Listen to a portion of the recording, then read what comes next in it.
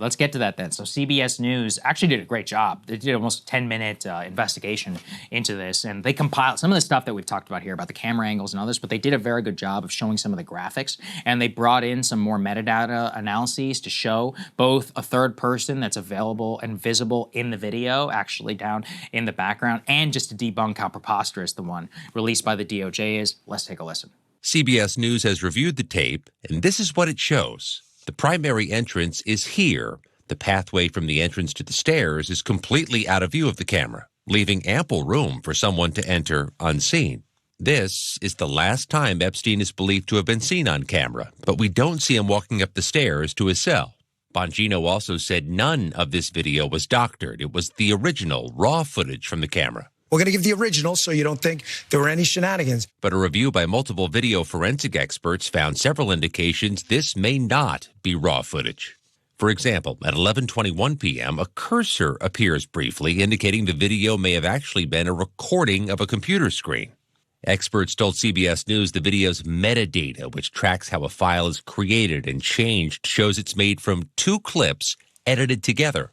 Then, at 11:58 p.m., the video suddenly jumps to midnight, and the aspect ratio shifts. And every night should have the same minute missing, so we're looking for that video to release that as well, showing that a minute is missing every night. But a government source familiar with the probe told CBS News the FBI and other agencies are in possession of a copy of the video that records with no interruption.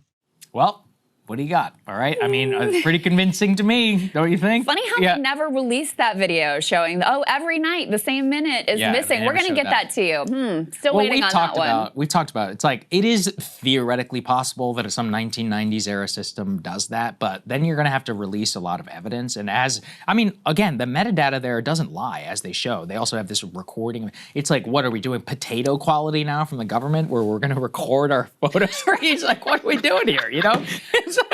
It's just that's the boomerest move I've ever heard. The degradation in this government to not even be able to do the basics of an effective cover-up, Saagar. I thought about that during Venezuela. What have we come to? What have we come to? I kept thinking about that during the whole Juan Guaido thing. I'm like, what? We can't even do a coup? Can't even do a coup? It's our own backyard. A South American coup anymore? I'm like, just kill him and put the guy on the thing. We don't need to recognize some fake government. All right, let's all just do it properly. I don't know if you saw this as well. I think it was from CBS too, because they did the most thorough analysis. There's also a part where you see a mystery figure in orange. Exactly, yes. Which is also really significant, because they claim, there's no one in this video, and then there is, that appears at a certain point. And I think another outlet had reported sources indicating that, no, this whole there's always a minute missing thing is just bullshit. That's just not true. So, and not to mention, this camera angle, and this is part of what CBS is pointing out, doesn't even show what they purport to show. Like, they claim that this, if you have your eyes on this camera, this means no one could go in or come out of this cell without you seeing it there, and that's also just not true. So the way they portrayed the video was a lie. The